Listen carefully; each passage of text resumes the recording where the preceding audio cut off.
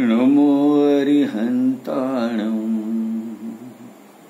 नमो सिद्धाणं नमो आर्याणं नमो वज्रायाणं नमो लोये सवसावणम्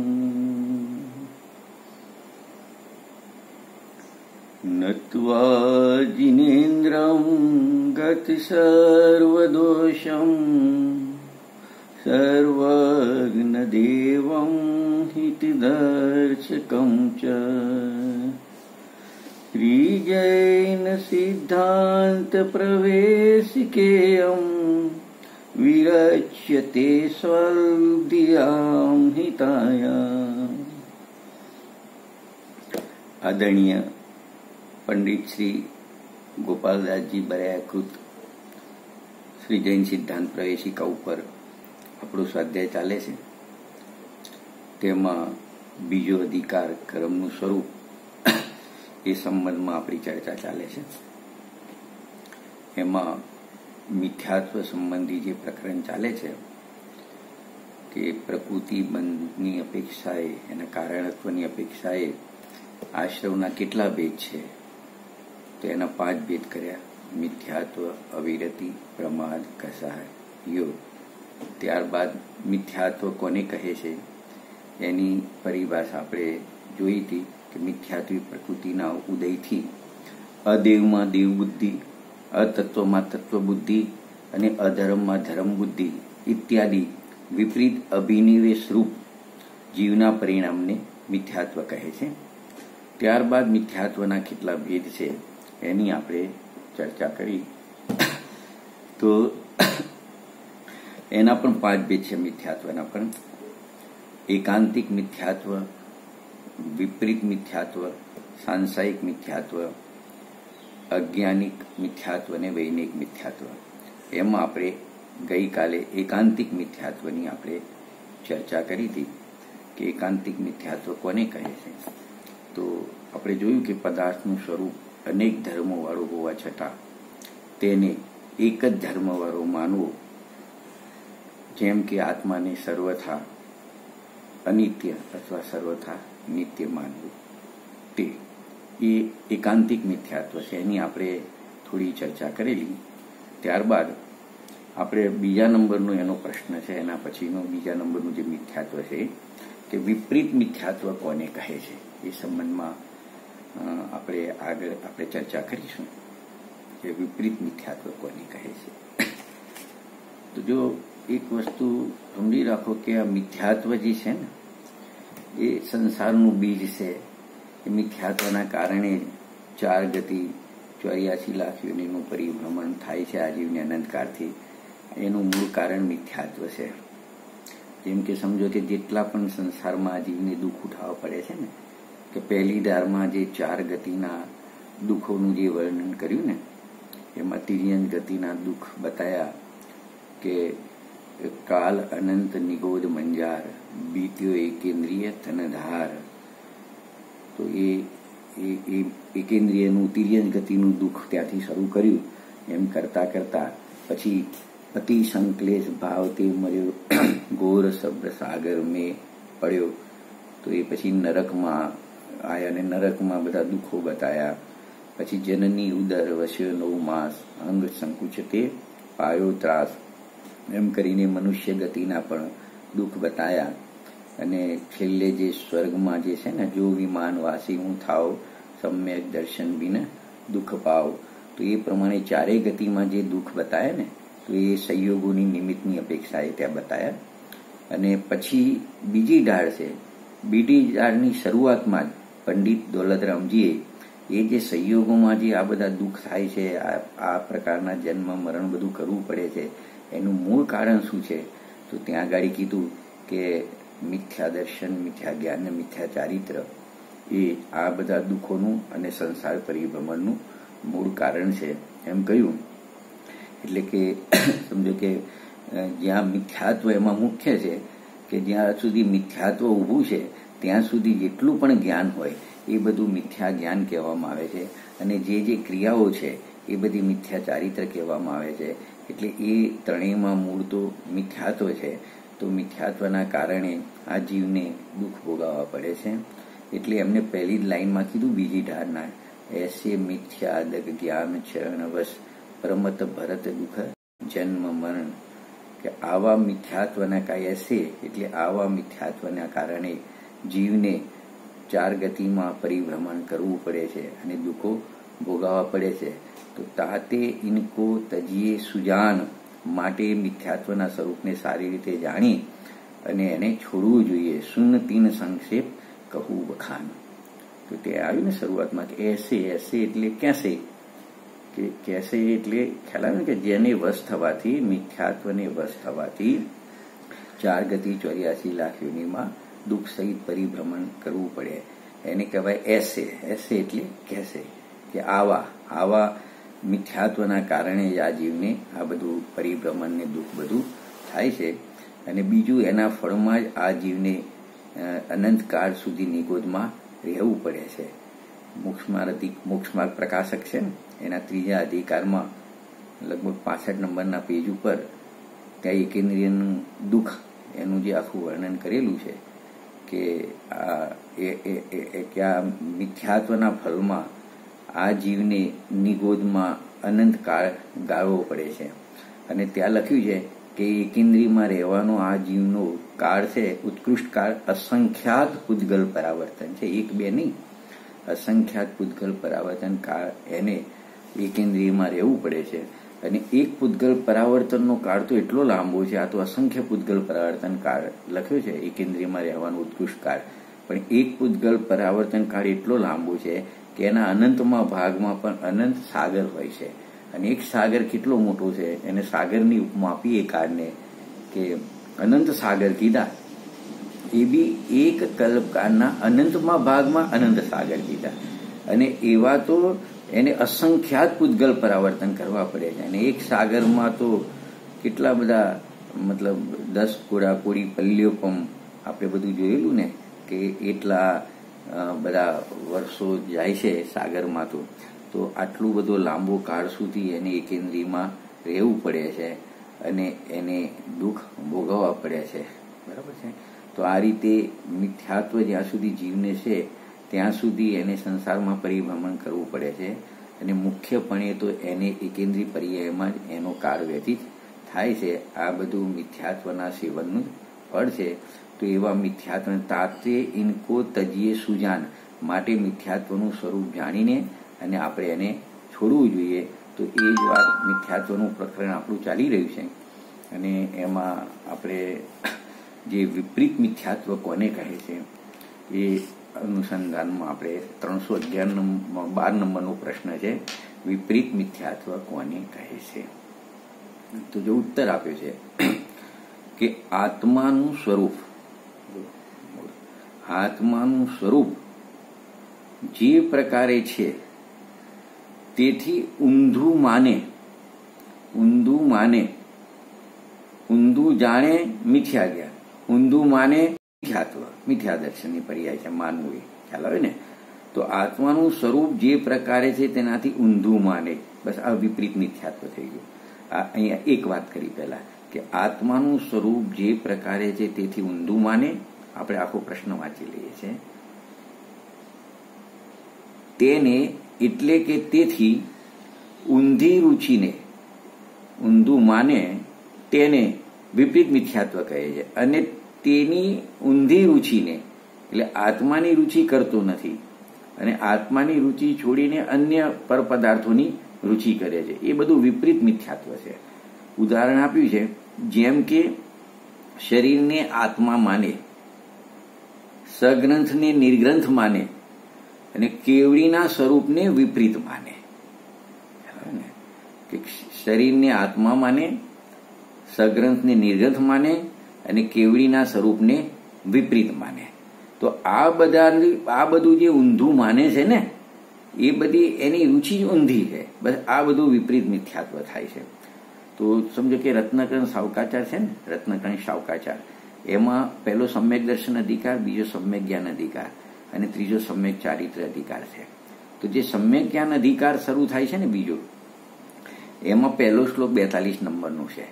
અને એ શ્લોકમાં જ એમને આચાર્ય ભગવંતે શ્લોક લખ્યો છે કે જે વસ્તુનું સ્વરૂપ છે ને, એ વસ્તુનું સ્વરૂપ છે એને જેમ છે તેમ જાણે, જેમ છે તેમ જાણે તેને ગંધર્વ અને શ્રુત કેવડી સમ્યક જ્ઞાન કહે છે.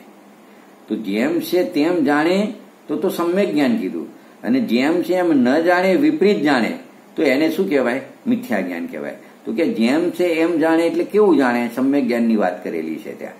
તો કે છે કે એક તો અન્યુન્યમ અતિરિક્તમ, અન્યુન્યમ અતિરિક્તમ ચ વિપરીતામ નિસંદેહ વેદ, એટલે કે ન્યૂનતા રહિત, નહીં અધિક, નહીં હીન, નહીં વિપરીત અને સંદેહ રહિત એવું જેમ છે એમ યથાતથ્યમ, જેમ છે એમ જાણે તો એ સમ્યક જ્ઞાન થાય. પણ એનાથી વિપરીત જાણે તો મિથ્યા જ્ઞાન થાય, અને વિપરીત માને તો મિથ્યા દર્શન થાય. તો આ મિથ્યા દર્શનની પરિભાષા છે ને, આપણે આગળ પણ જોયું હતું. જેમ છે એમ માનતો નથી, જેમ નથી એમ માને છે. વસ્તુનું જેવું છે એવું માનતો નથી, જેવું નથી એવું માને છે. તો આને કહેવાય કે ઊંધું માને છે. જે પ્રકારે છે એનાથી કેવું માને છે? ઊંધું માને છે. તો એમને આત્માનું સ્વરૂપ, આત્મા તરફથી શરૂઆત કરી છે.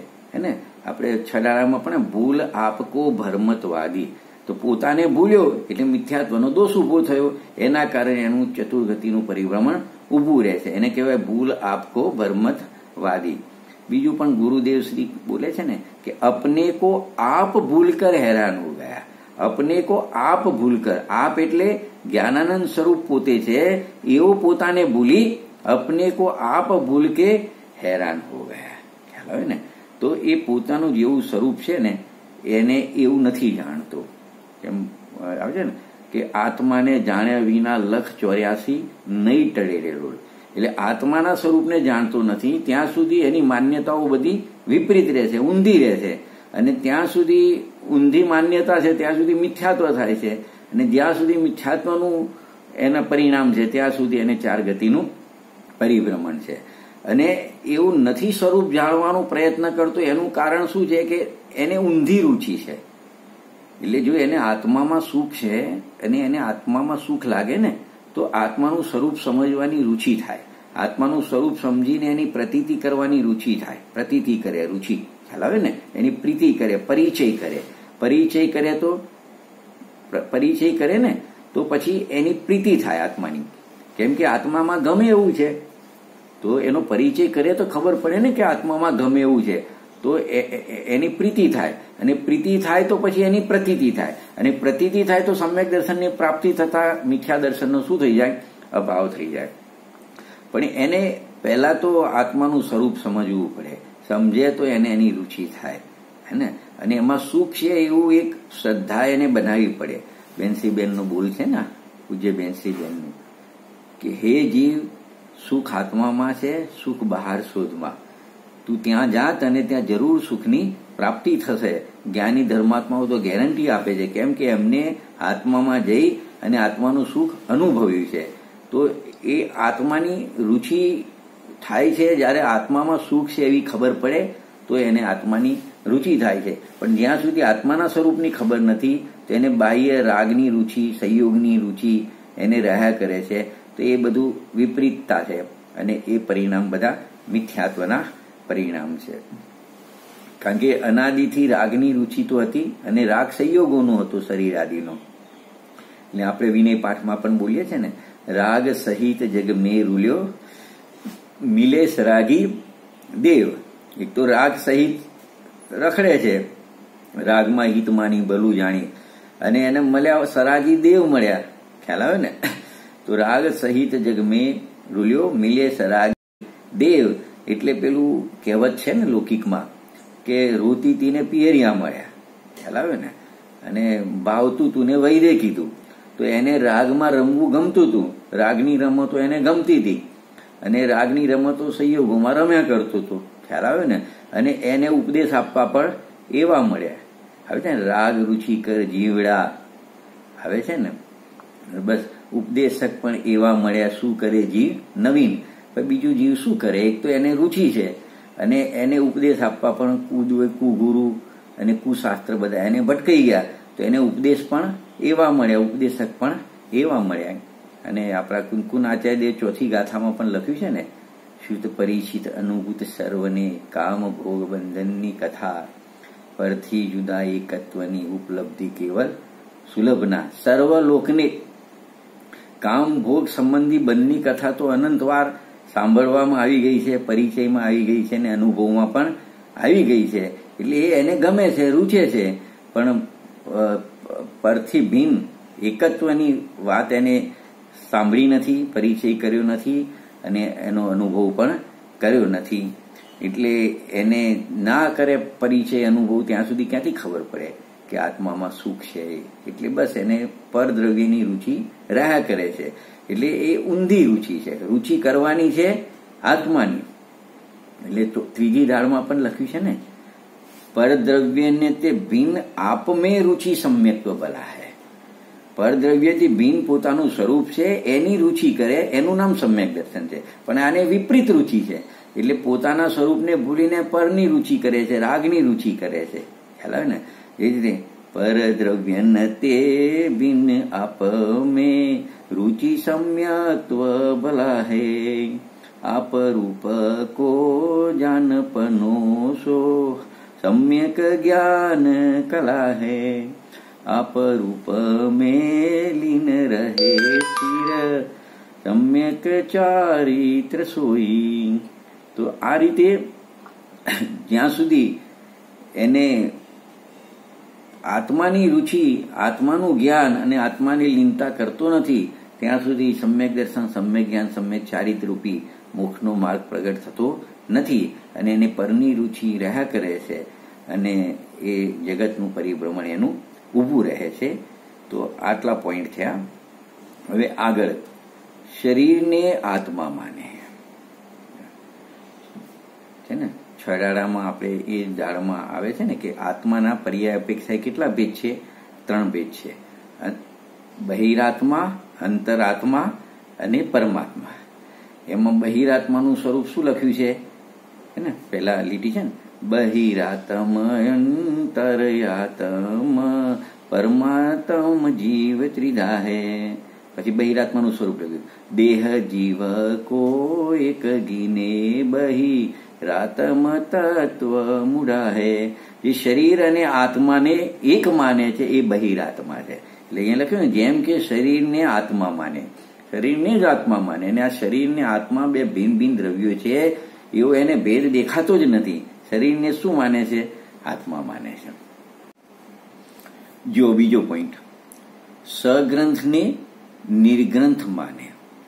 ગ્રંથ શબ્દ છે ને પાછળ, આગળ ગ્રંથની આગળ ની પડ્યો છે એક શબ્દમાં અને એકમાં સગ્રંથ પડ્યો છે. નિર્ગ્રંથ તો જે મંગલાચરણ છે ને પંડિત જયચંદજીનું, એમાં એક નિર્ગ્રંથ શબ્દ આવે છે. તો ગ્રંથનો અર્થ એક તો ગ્રંથિ પણ કહીએ ને, માન્યતા એની એક તો માન્યતા થાય કે ખોટી માન્યતા સહિત અને ખોટી માન્યતા રહિત, એટલે મિથ્યાત્વ સહિત મિથ્યાત્વ રહિત એવું પણ થાય. અને ત્યાં પૂજ્ય ગુરુદેવશ્રીએ મતલબ ગ્રંથનો અર્થ કર્યો છે કે ગાંઠ, કે જેને આ ગુરુની વાત છે, સગ્રંથને નિર્ગ્રંથ માને ને ગુરુની વાત છે, તો જેને બાહ્યમાં વસ્ત્રની ગાંઠ છૂટી ગઈ છે અને અંતરંગમાં મિથ્યાત્વની ગાંઠ છૂટી ગઈ છે. તો જેને બાહ્યમાં વસ્ત્રની ગાંઠ છૂટી હોય ને અંદરમાં મિથ્યાત્વની ગાંઠ છૂટી હોય એ ખરેખર નિર્ગ્રંથ છે. પણ હજુ વસ્ત્ર સહિત હોય, સગ્રંથ છે, એને નિર્ગ્રંથ માને. તો નિર્ગ્રંથ એટલે કે બાહ્યમાં વસ્ત્રની ગાંઠ છૂટી ગઈ હોય અને અંતરંગમાં મિથ્યાત્વની ગાંઠ છૂટી ગઈ, નિર્ગ્રંથ છે. પણ એ ન છૂટી હોય, મિથ્યાત્વ સહિત હોય અને વસ્ત્ર સહિત હોય, એ સગ્રંથ છે અને સગ્રંથને નિર્ગ્રંથ માને. તો જો વસ્ત્રની ગાંઠ જોડે શું સંબંધ છે કે અત્યારે આપણે જે કપડાં પહેરીએ તો બટન હોય, ચેન હોય વગેરે બધું હોય છે ને. તો પહેલા તો કપડાં એવા હતા કે એને ગાંઠ જ મારતા હતા. કપડાં સીવવાના નહોતા, બટન વગેરે બી નહોતું. તો એ વસ્ત્ર પહેરે ને, જે વસ્ત્ર સહિત હોય, તો એ વસ્ત્રને ગાંઠ મારે એને વસ્ત્રને, બરાબર છે. તો એ જયારે વસ્ત્ર જ નથી તો પછી એ ગાંઠ મારવાનો પ્રશ્ન નથી. અને અંતરંગમાં મિથ્યાત્વની ગાંઠ છૂટી ગઈ છે, બહારમાં વસ્ત્રની ગાંઠ છૂટી ગઈ, તો ખરેખર તો એ નિર્ગ્રંથ છે. પરંતુ જે સગ્રંથ સહિત હોય એટલે એને નિર્ગ્રંથ માને, એ એની શું છે, વિપરીત માન્યતા છે.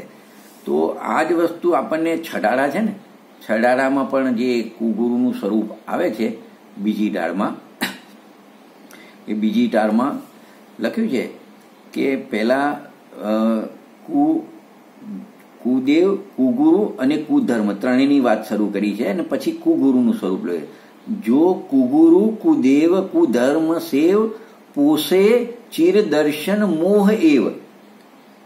જે કુગુરુ કુદેવ કુધર્મનું સેવન કરે એ મિથ્યાત્વને પોષે છે, એટલે મિથ્યાત્વને પુષ્ટ કરે છે. અને પછી લખ્યું જો ગુરુ માટે, અંતર રાગાદિક ધરે જે બહાર ધન અંબર તે સ્નેહ. અંતરંગમાં જો રાગાદી મતલબ રાગાદી ગયા નથી, રાગ રૂચે છે, રાગની રુચિ છૂટી નથી, તો અંતર રાગાદિક ધરે જે એટલે એને રાગમાં રહેવું ગમે છે, હજુ રાગ છૂટ્યા નથી. અને બહાર ધન અંબર તે સ્નેહ. 12માં આવું છે, ધારે કુલિંગ લહી મહત ભાવ તે કુગુરુ જન્મ જલ ઉપલ નાવ. એ કુગુરુ છે અને જન્મ જલ ઉપલ નાવ. ઉપલ એટલે પથ્થરની નાવ સમાન છે કે એ સ્વયં તો ડૂબે છે અને એવા કુગુરુને માનવા વાળા પણ ડૂબે છે. તો એ ત્યાં જે સગ્રંથ લખ્યું ને, એટલે જે પરિગ્રહની વાત આવી, એક એનો અર્થ પરિગ્રહ કરીશું. સગ્રંથ એટલે પરિગ્રહ સહિત છે અને છતાં પણ એને નિર્ગ્રંથ માને એટલે ગુરુ માને, એ એની મિથ્યા માન્યતા છે. એ વિપરીત નામનું મિથ્યાત્વ છે. હજુ પરિગ્રહ સહિત છે બાહ્યમાં અને અંતરંગમાં, અને છતાં પણ એને નિર્ગ્રંથ માને, તો એ વિપરીત નામનું મિથ્યાત્વ છે. તો જો આ જ કડીમાં પંડિત દોલતરામ જે ખુલાસો કરેલો છે કે એ પરિગ્રહ બે પ્રકારના છે. સગ્રંથનો અર્થ શું કર્યો, ગ્રંથનો અર્થ પરિગ્રહ કર્યો, પરિગ્રહ સહિત, બરાબર છે. તો એ પરિગ્રહ બે પ્રકારના છે કે આમ 24 પરિગ્રહ હોય છે ને, તો અંતરંગ ને બહિરંગ 14 પ્રકારના અંતરંગ પરિગ્રહ અને 10 પ્રકારના બહિરંગ પરિગ્રહ. તો અંતરંગ પરિગ્રહમાં એક મિથ્યાત્વ આવશે, 4 કસાય આવશે અને 9 નો કસાય આવશે. તો 14 તો એ અંતરંગ પરિગ્રહ છે. અને બાહ્યમાં ધન મકાન વગેરે છે ને, જમીન દાસ દાસી વાસણ સોનું ચાંદી, એ બધો બહિરંગ પરિગ્રહ છે. તો એ પ્રકારે અંતરંગ ને બહિરંગ પરિગ્રહ છે, પોતે વસ્ત્રાદિ સહિત છે, છતાં પોતાને જીન લિંગ ધારક માને, તો એ ખરેખર તો કુગુરુ છે, એ સગ્રંથ કહેવાય. અને પોતાને માને નિર્ગ્રંથ, તો એ સ્વયં કુગુરુ છે. તો એ તો પથ્થરની નાવ સમાન છે, એ તો ડૂબે છે. અને એને માનવા વાળા પણ શું કરે છે કે એ પથ્થરની નાવમાં, જેમ પથ્થરની નાવ તો ડૂબે અને પથ્થરની નાવમાં બેસવાળા પણ ડૂબે, એમ એવા જે કુગુરુ છે એ તો ડૂબે છે અને કુગુરુને માનવા વાળા પણ શું થાય છે, ડૂબે છે. ખ્યાલ આવે ને?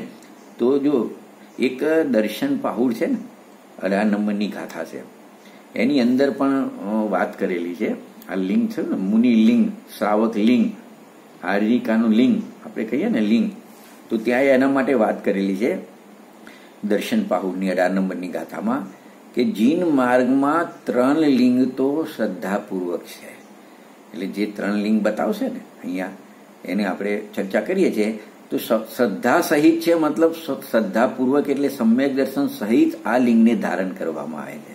જ્યાં સુધી મિથ્યાત્વ હોય અને બાહ્ય લિંગ ધારણ કરે તો એ કોઈ મોક્ષ માર્ગમાં છે નહીં, અને એનું સેવન કરવાવાળા મોક્ષ માર્ગને પ્રાપ્ત થતા નથી. ખ્યાલ આવે ને? તો શું કહે છે, જીન માર્ગમાં 3 લિંગ તો શ્રદ્ધાપૂર્વક છે. એટલે કે 3 લિંગની એ લિંગ સમ્યક દર્શન સહિત છે, અને એવા 3 લિંગની આપણે પણ શ્રદ્ધા કરવી જોઈએ કે આ મારા ગુરુ છે. તમે સમજ્યા ને? તો એ લિંગ શ્રદ્ધાપૂર્વક છે. તો એમાં એક લિંગ બતાવ્યું, એક તો જીન સ્વરૂપ નિર્ગ્રંથ દિગંબર મુનિલિંગ. જીન સ્વરૂપ, ખ્યાલ આવે ને? જેવું વિતરાગનું સ્વરૂપ છે ને, એવી એમના મુખાકૃતિ ઉપર વિતરાગતા દેખાય છે એમની, હે ને? એમને બરાબર. તો એક તો જીન સ્વરૂપ નિર્ગ્રંથ દિગંબર મુનિલિંગ, બીજું ઉત્કૃષ્ટ શ્રાવક રૂપ. એ 10મી ને 11મી પ્રતિમાધારી હોય ને શ્રાવક, એને અહીંયા લિંગમાં લીધા છે. જીન માર્ગમાં એક લિંગ તો બતાવ્યું વિતરાગી દિગંબર મુનિરાજને બીજું લિંગ બતાવ્યું ઉત્કૃષ્ટ શ્રાવક 10મી 11મી પ્રતિમાધારી, અને ત્રીજું લિંગ આર્યિકાઓનું રૂપ. આર્યિકા છે ને એ પણ એક બાહ્ય જે, તો એ લિંગ, એ 3 સિવાય કોઈ ચોથું લિંગ સમ્યક દર્શન સ્વરૂપ નથી. એ સિવાય કોઈને જૈન ધર્મમાં ગુરુ તરીકે માનવા સ્વીકારવા યોગ્ય નથી. માટે એ 3 લિંગ વિના અન્ય લિંગને જે માને છે તેને જીનમતની શ્રદ્ધા નથી. એટલે આ 3 લિંગ તો શ્રદ્ધાપૂર્વક છે, મતલબ એની શ્રદ્ધા તમારે કરવી જોઈએ. અને એ 3 લિંગ સિવાય અન્ય બીજું કઈ લિંગ દેખાય તો એને, જો એને માને તો એને જીનમતની શ્રદ્ધા નથી, તો એ મિથ્યા દ્રષ્ટિ છે. એને વિપરીત મિથ્યાત્વ થાય છે. શું થાય છે? આ વિપરીત મિથ્યાત્વ, ગુરુ સંબંધમાં થતું વિપરીત મિથ્યાત્વ થાય છે. માટે જે કુલિંગના ધારક છે, એટલે કે મિથ્યાત્વ આદિ અંતરંગ અને વસ્ત્રાદિ બહિરંગ પરિગ્રહ સહિત છે, પોતાને છતાં મુનિ માને છે, પોતાને મુનિ મનાવે છે, તે કુગુરુ છે. તે કુગુરુ છે. જેવી રીતે પથ્થરની નાવ પોતે ડૂબે છે તથા તેમાં બેસનારા પણ ડૂબે છે, એ રીતે કુગુરુ પણ પોતે સંસાર સમુદ્રમાં ડૂબે છે અને તેને વંદન સેવા ભક્તિ કરનારાઓ પણ અનંત સંસારમાં ડૂબે છે. ભાઈ શું કહે છે? અર્થાત કુગુરુની શ્રદ્ધા, ભક્તિ, પૂજા, વિનય તથા અનુમોદના કરવાથી ગ્રહિત મિથ્યાત્વનું શું થાય છે? સેવન થાય છે. આ વિપરીત મિથ્યાત્વ છે ને, ગ્રહિત મિથ્યાત્વનો ભેદ છે, તો એ પુષ્ટ થાય છે અને તેથી જીવ અનંત કાળ ભવ ભ્રમણ કરે છે. ખ્યાલ ને? એટલે જૈન ધર્મમાં તો મતલબ તમને સંસારથી છૂટવાનો ઉપાય બતાવે, એ જ વિતરાગી દેવ સાચા દેવ છે, એ જ નિર્ગ્રંથ ગુરુ સાચા ગુરુ છે, અને એ જ શાદવાદ અનેકાંતનું સ્વરૂપ બતાવેલી જીનવાણી એ સાચી જીનવાણી છે. આના ઉપર થોડું પૂજ્ય ગુરુદેવશ્રીએ પણ એમને બી આ બાબતમાં થોડા એમના આપણે જોઈશું, એમને પણ શું આપણને બોધ આપ્યો છે.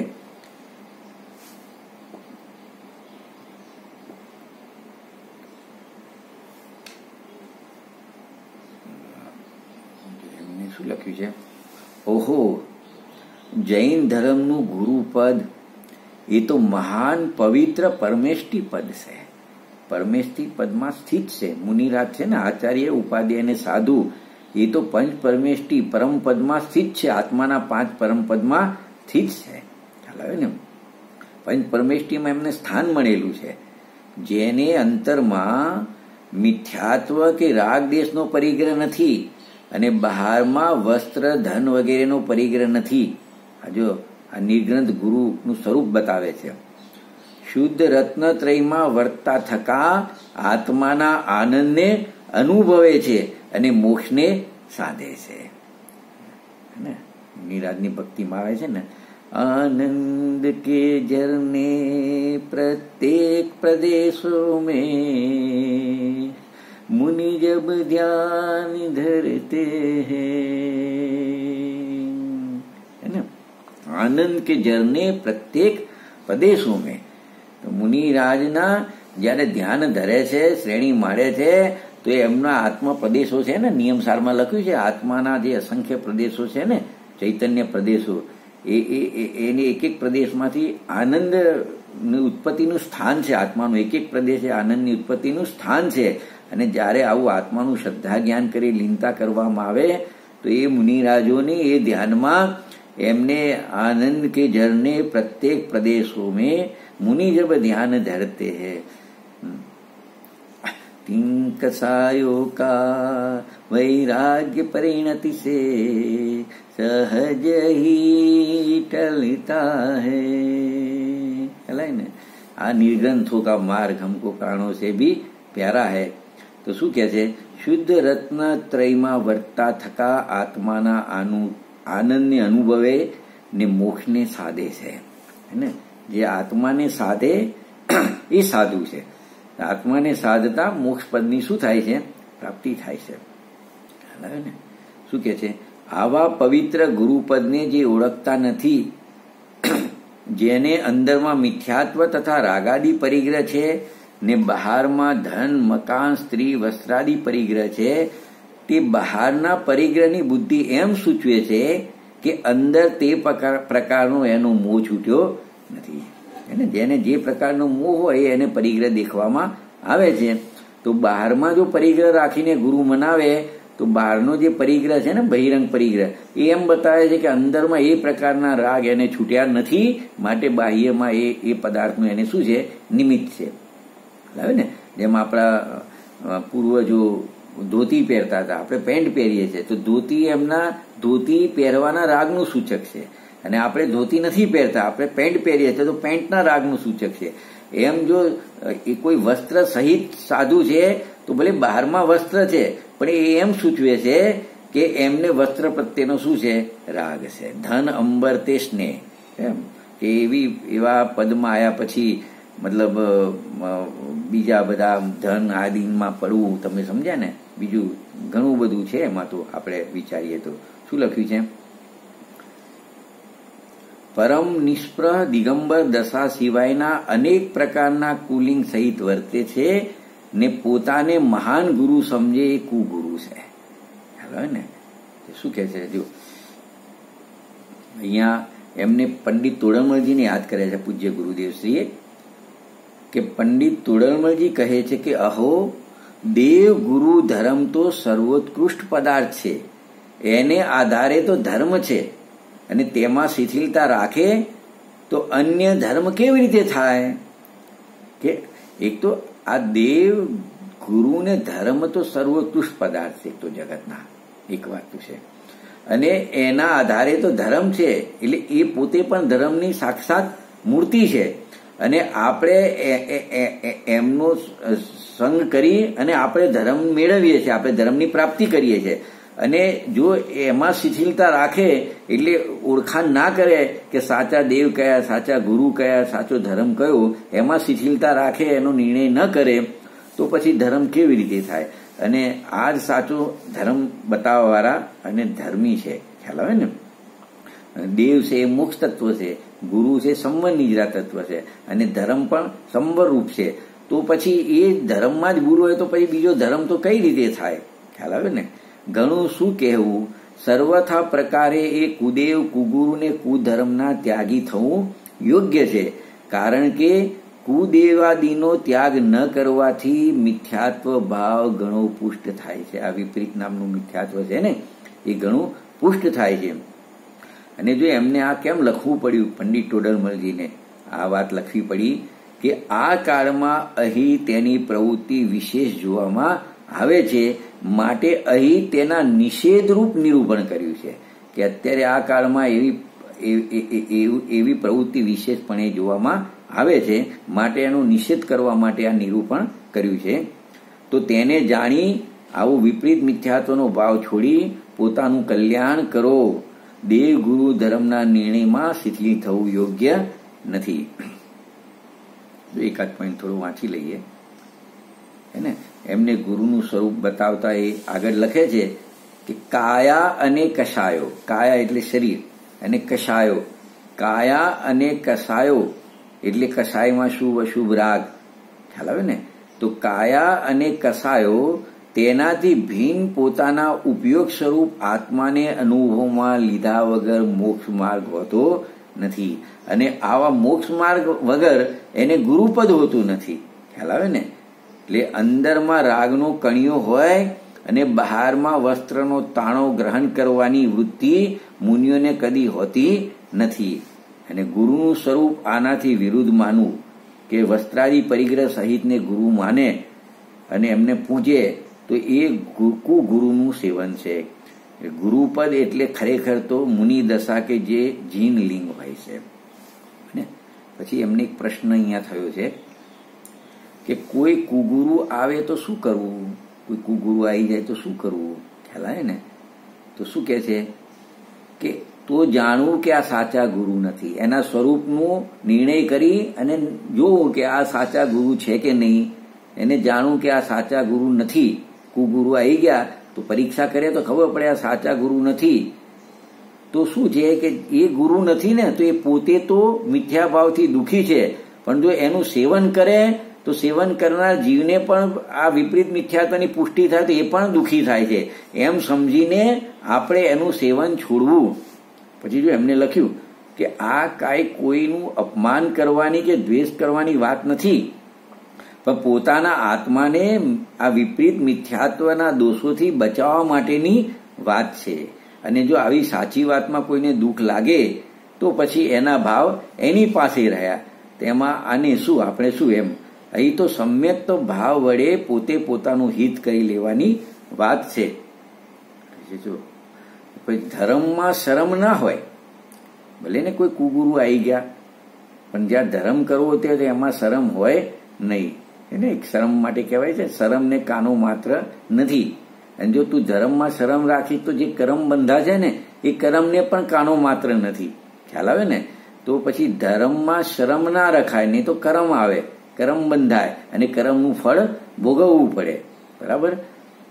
એટલે ધર્મમાં શરમ ના હોય, અર્થાત શરમથી કે લોગ લાગથી પણ કુગુરુઓનું સેવન ધર્મી જીવ કરે નહીં. પછી શું લખે છે કે પોતાનું હિત ચાહનાર જિજ્ઞાસુ જીવને દુનિયાની સ્પૃહા હોય નહીં, દુનિયા શું બોલશે એ જોવા રોકાય નહીં, અને દુનિયાથી ડરીને પણ અસત દેવ ગુરુ ધર્મને વેદે નહીં, એનું સેવન કરે નહીં. પ્રાણ જાય તો જાય, પણ સાચા દેવ ગુરુ ધર્મથી વિરુદ્ધ બીજાને તે માને નહીં. જેને અંદરમાં વિતરાગતા ગોઠીને એ બહારમાં વિતરાગતાના પોષક દેવ ગુરુ ધર્મને જ માને. અંદરમાં શુદ્ધ ચૈતન્ય સ્વભાવ સિવાય રાગના એક કણિયાને પણ તે ધર્મ ન માને, ને બહારમાં રાગના પોષક કુદેવ કુગુરુ કુધર્મને પણ માને નહીં. આ તો સાવધાની આપણે રાખવાની છે. ખ્યાલ આવે ને? આ રીતે વિતરાગ માર્ગી જીવો નિડર અને નિશંકપણે આત્મહિતને સાધે છે.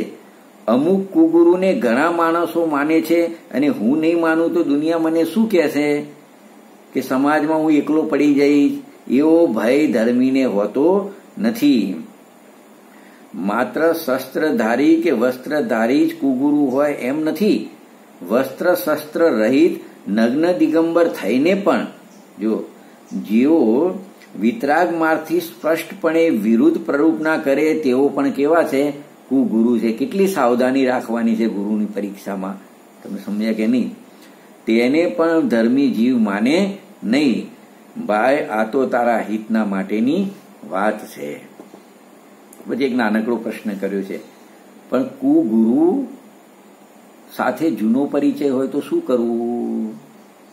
એને એવો કોઈ પ્રશ્ન કર્યો તો પૂજ્ય ગુરુદેવે ઉત્તર આપ્યો, પૂર્વના પરિચિત હોય તેથી કઈ કુગુરુને ન સેવાય. ભલે પરિચય જૂનો તમારો હોય અને પાછળથી એને આવું લિંગ ધારણ કરી દીધું હોય, ખોટું લિંગ, તો પરિચિત હોય તો શું કરવું? નમવું કે ના નમવું?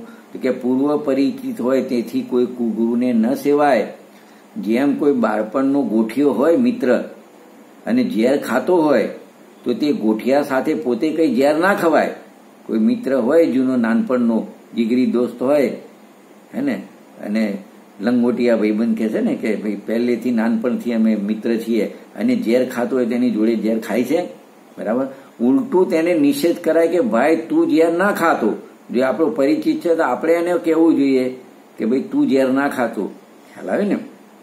તું ઝેર ખાય છે તો હું પણ તારી સાથે ઝેર ખાવું એમ ન હોય. એવું ગોઠિયાપણું તો છોડી દેવાનું હોય. કદાચ કોઈ હોય એવો પરિચય હોય તો ખરેખર તો એનો સંગ શું કરવાનો હોય? છોડી દેવાનો હોય. તેમ મિથ્યારૂપી ઝેરવાળા ઊંધા માર્ગને માનનારા ને ઉપદેશ કરનારા કુગુરુઓનો વિનય કે સેવા કરવાથી તો વિપરીત મિથ્યાત્વની શું થાય છે? પુષ્ટિ થાય છે. અને ભાવ મરણથી આત્મા શું થાય છે? દુઃખી થાય છે. માટે તે છોડવા યોગ્ય છે. અને વિતરાગી દેવ ગુરુ ધર્મના સત્સંગ વડે સાચું શ્રદ્ધા જ્ઞાન કરવા યોગ્ય છે.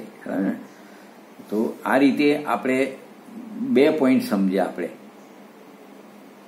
એક તો આપણે શરીરને આત્મા માને, દેહ જીવકો એક જીને બહિરાત્મ તત્વ મૂઢા હે.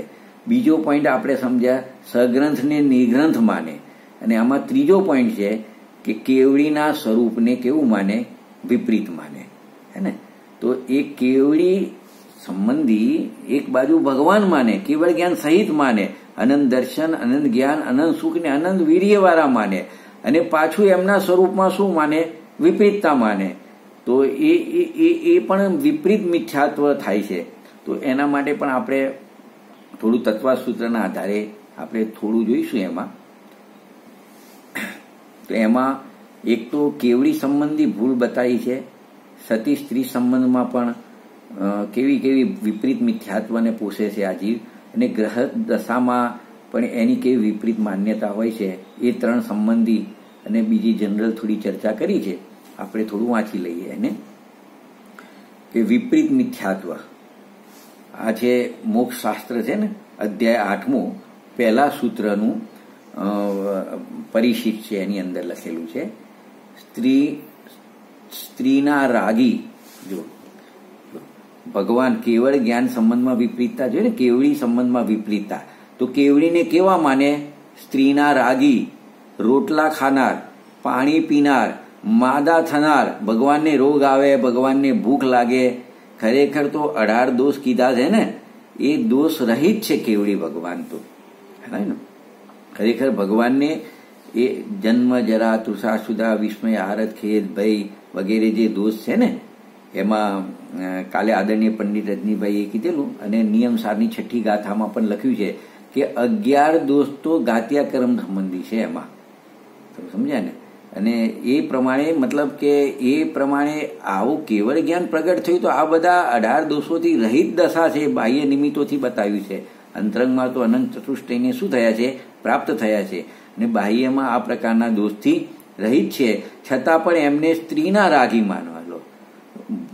ભૂખ તરસ માગવી, ક્ષુધા તુષાથી રહિત છે, છતાં રોટલા ખાનાર, પાણી પીનાર, માદા થનાર, ભગવાનને રોગ થયો અને એમને દવા આપી, સમજે, મનવાદ થતા દવા લેનાર ઇત્યાદિ દોષ સહિત જીવને એટલે કે પરમાત્મા કે કેવડીને માનવા એ વિપરીત મિથ્યાત્વ છે, કેવડી સંબંધી. એ જ પ્રમાણે સતી સ્ત્રીને 5 ભરથારવાળી માનવી, કે સ્ત્રી સતી છે, બરાબર છે. લૌકિકમાં આપણે પણ કોઈ એકથી બીજાને, જેને એક નાક બનાવ્યો એ જીવનમાં બીજાને નાક નથી બનાવતી, અને એ સતી સ્ત્રી હોય અને 5 પતિ હોય, અને તો એવી બધી માન્યતા પણ વિપરીત મિથ્યાત્વની છે. ત્રીજી વાત, ગ્રહસ્થ દશામાં કેવળ જ્ઞાનની ઉત્પત્તિ માનવી, કે ભાઈ મુનિ દશા વગર મોક્ષ નથી. બાવલિંગ ધારણ કરી અને શ્રેણી મારીને મોક્ષ માર્ગની પ્રક્રિયા પૂરી કરે તારે એનો મોક્ષ થાય. ગ્રહસ્થ દશા છે ત્યાં સુધી કોઈ ગ્રહસ્થ દશામાં હોય ને મુક્તિ થઈ જાય એવું બનતું નથી. છતાંય ગ્રહસ્થ દશામાં કેવળ જ્ઞાન થઈ ગયું, કેવડી બની ગયા, ભગવાન બની ગયા એવું માનવું એ પણ વિપરીત મિથ્યાત્વ છે. બીજું કે ભગવાન મોટા અને આપણે બધા છદ્મસ જીવ, તો કેવળ જ્ઞાની ભગવાન આપણા જેવા છદ્મસ જીવની વૈયાવચ્છ કરે એમ માનવું, એ પણ વિપરીત મિથ્યાત્વ છે. 5 નંબર, છઠ્ઠા ગુણસ્થાન પછી, છઠ્ઠું ગુણસ્થાન છે, 6ઠું 7મું મુનિ દશા, છઠ્ઠા ગુણસ્થાન પછી વંદ્ય વંદક ભાવ હોય અને કેવળી ભગવાનને છદ્મસ ગુરુ પ્રત્યે, ચતુર્વિધ સંઘ અર્થાત તીર્થ પ્રત્યે કે બીજા કેવડી પ્રત્યે વંદ્ય વંદક ભાવ હોય એમ માનવું. આવો કોઈ વંદક ભાવ હોતો નથી, છતાં એ માનવું એ પણ વિપરીત મિથ્યાત્વ છે. વસ્ત્રોને પરિગ્રહ તરીકે ન ગણવા, મતલબ વસ્ત્ર સહિત હોય અને પોતાને અપરિગ્રહી માનવું, કે વસ્ત્રને પરિગ્રહમાં ગણે જ નહીં, અપરિગ્રહ માને વસ્ત્ર હોય છતાં. એટલે લખ્યું છે વસ્ત્રોને પરિગ્રહ તરીકે ન ગણવા, અર્થાત વસ્ત્ર સહિત હોવા છતાં અપરિગ્રહપણું માનવું. 7 નંબર, વસ્ત્ર વડે આત્માનું સાધન વગેરે થઈ શકે એવી બધી માન્યતાઓ એ વિપરીત મિથ્યાત્વ છે. તો એ જેને મિથ્યાત્વ તો છે અને આવી બધી વિપરીતતા ગ્રહણ કરે છે, તો એને વિપરીત મિથ્યાત્વ ઘણું પુષ્ટ થાય છે અને એનો સંસાર ઘણો લાંબો થાય છે. એ જ પ્રમાણે એક છેલ્લો પોઈન્ટ લખ્યો છે કે વિતરાગી પ્રતિમાના દર્શન પૂજન આદિના શુભ રાગને ધર્મ અનુરાગ વ્યવહારથી કહેવામાં આવે છે. એ પ્રકારના શુભ રાગને ધર્મ કહેવામાં આવે છે, ધર્મ અનુરાગ કહેવામાં આવે છે. પણ ધર્મ તો નિરાવલંબી છે. તો દેવ શાસ્ત્ર ગુરુના અવલંબનથી છૂટી સ્વભાવનો આશ્રય કરે ત્યારે ધર્મ પ્રગટે છે. પણ જો તે શુભ રાગને ધર્મ માની લે તો શુભ ભાવના સ્વરૂપ સંબંધી વિપરીત માન્યતા હોવાથી આ વિપરીત મિથ્યાત્વનું શું કરે છે? પોષણ કરે. મતલબ શુભ રાગ में धर्म मानना जिनमत में मिथ्यात्व कहा है. આ શુભ રાગમાં ધર્મ માનવું એ વિપરીત નામનું મિથ્યાત્વ છે. અને દ્રવ્યલિંગની આ તો ભૂલ રહી જાય છે, ગ્રહિત મિથ્યાત્વ છોડે, પણ પાછું એને શુભ રાગને તો મતલબ શુભ રાગને તો મતલબ એને ધર્મનું કારણ માને છે. એટલે બરાબર મુનિવ્રત બરાબર પાળવા છતાં પણ એને આત્મજ્ઞાન થતું નથી, આત્મજ્ઞાન નથી ને એને આત્માનું સુખ પણ મળતું નથી. કારણ કે આ એક પણ આવો વિપરીત દોષ હોય ત્યાં સુધી આત્માનું જ્ઞાન ને આત્માનું સુખ થતું નથી. આ પ્રમાણે આપણે એક વિપરીત મિથ્યાત્વની ચર્ચા કરી. હવે અહીંયા આપણે વિરામ લઈએ છીએ અને કાલે આપણે આગળ બીજું પ્રકરણ છે, સંશય, વિનય અને અજ્ઞાન નામનું મિથ્યાત્વ છે, એની આપણે ચર્ચા કરીશું. આપણે અહીંયા વિરામ લઈએ છીએ. જય જિનેન્દ્ર.